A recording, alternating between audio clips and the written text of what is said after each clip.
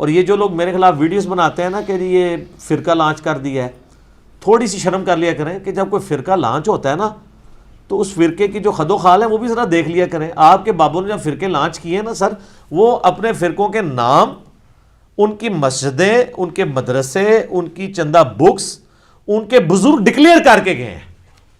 تو میں نے ان میں سے کون سی چیز ڈکلیئر کی ہے؟ میرا کوئی مدرسہ نہیں، کوئی بزرگ نہیں ڈکلیئر کیا، کتاب و سنت کوئی ڈکلیئر کیا ہے، نبی علیہ السلام کوئی ڈکلیئر کیا ہے، کوئی مدرسہ نہیں کھولا، نہ یہ کہا ہے کہ فلاں کے پیچھے نماز نہیں ہوتی، کیونکہ آپ کو تو یہ شک ہوتا ہے کہ اگر یہ ادھر چلا گیا تو چندہ بھی ادھر جا کے دے گا. کوئی ایک بھی بات نہیں پائی جاتی ہے. تو آپ جان بوجھ کے گھسیٹ کے اپنی کیٹیگری میں ہمیں فال کروا رہے ہیں. یعنی وہ بات کریں کہ جو بات ماننے والی ہو. دیکھیں دنیا میں کوئی بھی شخص کوئی کام شروع کرتا ہے کسی کیٹیگری میں تو فال کرتا ہی ہے نا. اگر آپ کوئی دنیا کی کوئی بھی مچھلی اٹھا کے لے آئے نا تو مچھلی میں 2-4 باتیں تو کامن ہوں گی نا، کہ وہ پانی میں زندہ رہتی ہوگی، باہر نکلنے سے مر جاتی ہوگی، وہ تیرتی ہوگی، گلپھڑوں سے سانس لیتی ہوگی یہ. لیکن اگر آپ ہاتھی کو مچھلی ثابت کرنے کی کوشش کریں اور آپ کہیں کہ نہیں یہ اس طرح کی مچھلی جو ہے نا وہ ابھی 1400 سال بعد ابھی پیدا ہوئی ہے، پہلے نہیں ہوتی تھی، تو پھر لوگ آپ کا مذاق ہی اڑائیں گے. تو اگر میں نے کوئی فرقے کی بنیاد رکھی ہے تو میں نے وہ سارے سٹیپس طے کیے ہوں گے نا جو فرقوں والے کرتے ہیں. یعنی آپ کے بابے کوئی ایک سٹیپ بتائیں. جب تک وہ بندہ زندہ ہوتا ہے اس کے بارے میں اس طرح کے الزامات لگا دیں گے. کبھی کہہ دیں گے قادیانی ہے، کبھی کہہ دیں گے یہود و نصارہ کا ایجنٹ ہے. جس ملک میں آرمی چیف کو قادیانی کہہ دیا جائے تو باقی لوگوں کی کیا حیثیت رہ جاتی ہے؟ اس کو بھی جا کے بیچارے کو عمرہ کر کے وہاں سے سیلفیاں کھچا کے تو لگوانی پڑے، اپنے گھر میں محفل میلاد کرانی پڑے لوگوں سے سرٹیفکیٹ لینے کے لیے کہ مجھے مسلمان ہونے کا سرٹیفکیٹ دے دو. یہ حالت ہے. تو آپ کو مثال پیش کریں نا کہ جی ہمارے بابا بھی یہ کرتے تھے، اس نے بھی دیکھو ان کی یہ نقل اتاری ہے. کوئی ایک چیز میں ریزیمبلنس بتا دیں تو نہیں بتا سکتے. اور میں کہتا ہوں یہ ریزیمبلنس تو چھوڑ دیں، صرف وہ اپنے بابوں کی وہ لسٹ بنا لیں نا ان کاموں کی جو انہوں نے کی ہیں، وہ لسٹ ہی پڑھ کے لوگوں کو بتا دیں، لوگ لانتے بھیجنا شروع کر دیں گے کہ اچھا یہ کرنا ہوتا ہے، کہ بزرگ ڈکلیئر کرنا ہوتا ہے، پھر ایک مدرسہ لادا کرنا ہوتا ہے، پھر اس کی چندہ بک لادا ہوتی ہے، پھر یہ بھی بتانا ہوتا ہے کہ جس نے دوسرے کو چندہ دیا اس کا حرام کے راستے میں جائے گا، جو ہمارے مدرسے میں آئے گا وہ حلال کے راستے میں جائے گا. اور اس کے پیچھے نماز ہوتی ہے، جو ہمارے اس کے جو دوسرا ہے اس کے پیچھے نماز نہیں ہوتی ہے.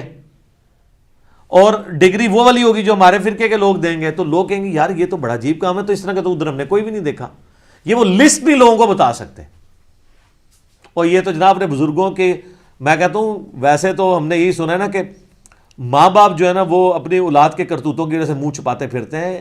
یہ فرقوں کے فالوورز تو وہ ہیں کہ یہ اپنے بابوں کے کرتوتوں کی وجہ سے اولاد منہ چھپاتی پھر رہی ہے. المحنت المفند میں علماء دیوبند نے 35 علماء دیوبند انکلوڈنگ اشرف علی تھانوی صاحب نے لکھا ہے کہ احمد بریلوی اور ان کی پوری جماعت ایک شیطانی لشکر ہے جو ہم پہ حملہ آور ہو گیا. سر یہ ہوتا ہے.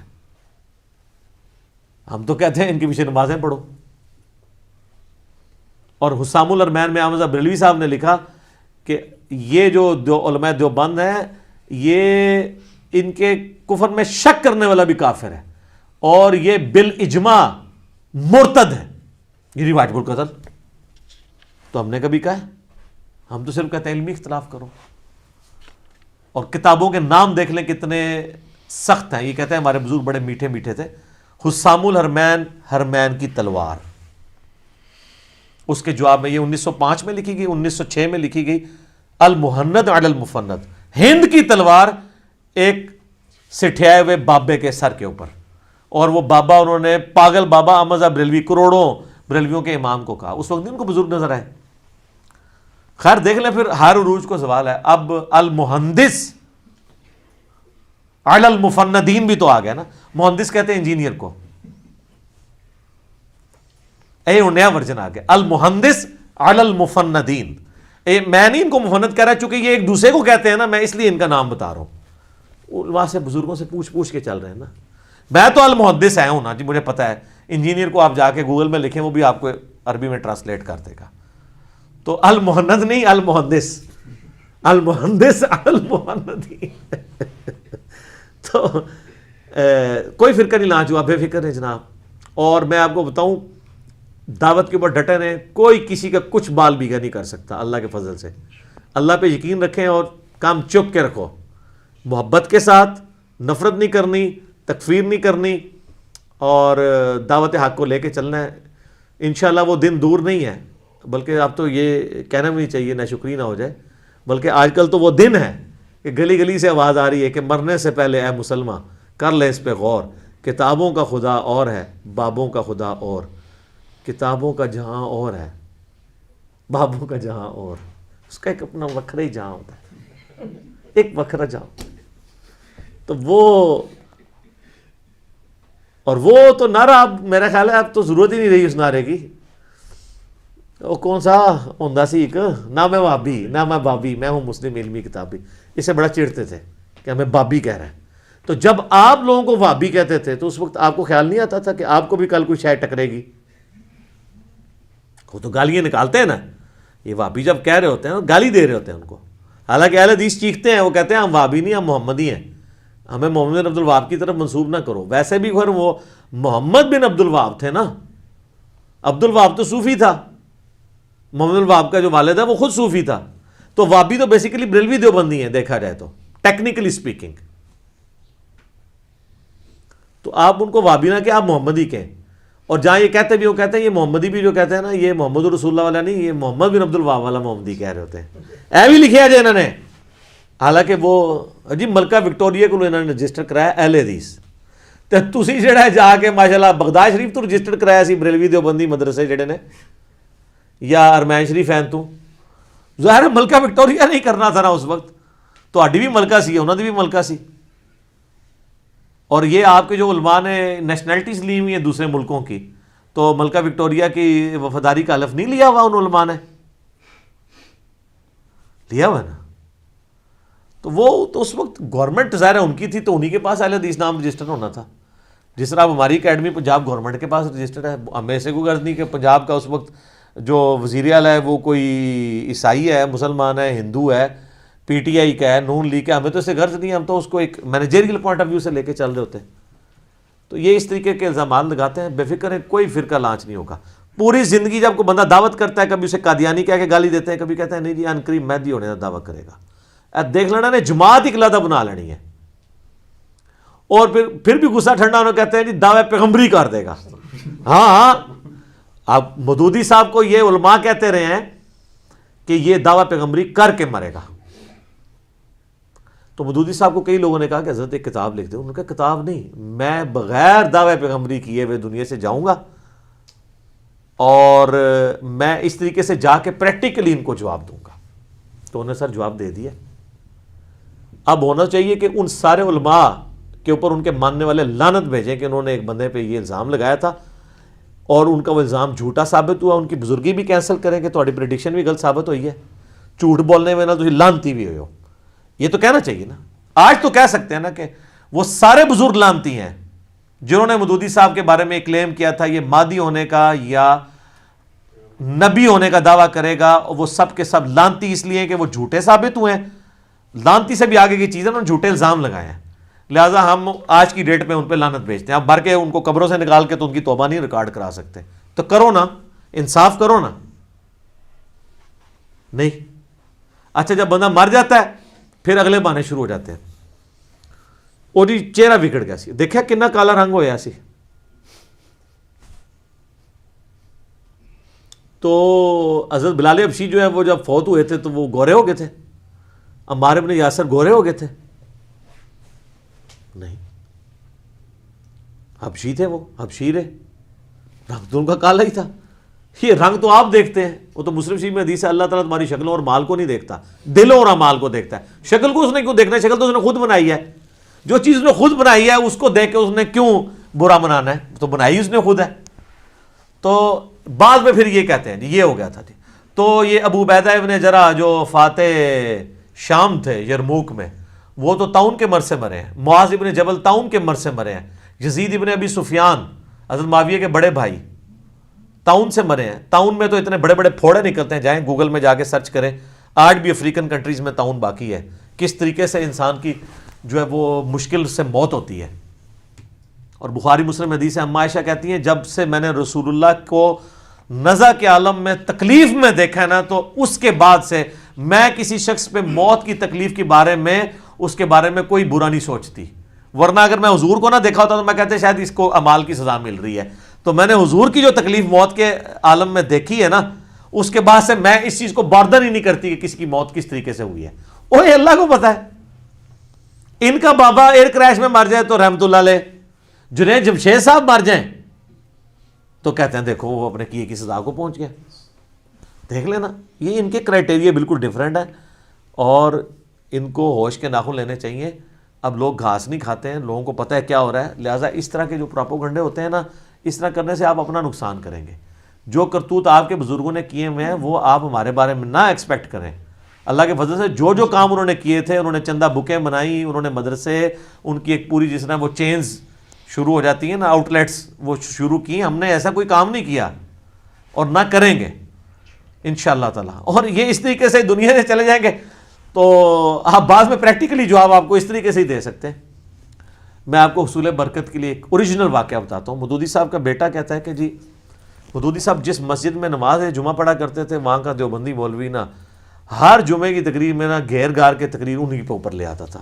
جس طرح مجھے بھی اس تکلیف سے گزرنا پڑتا ہے، میں پریکٹیکلی گزروں، باقی ایسا ہی ہوتا ہے. مجھے مولوی دیکھ لینا تو وہ تقریر کا رخ بدل دیتے ہیں. تو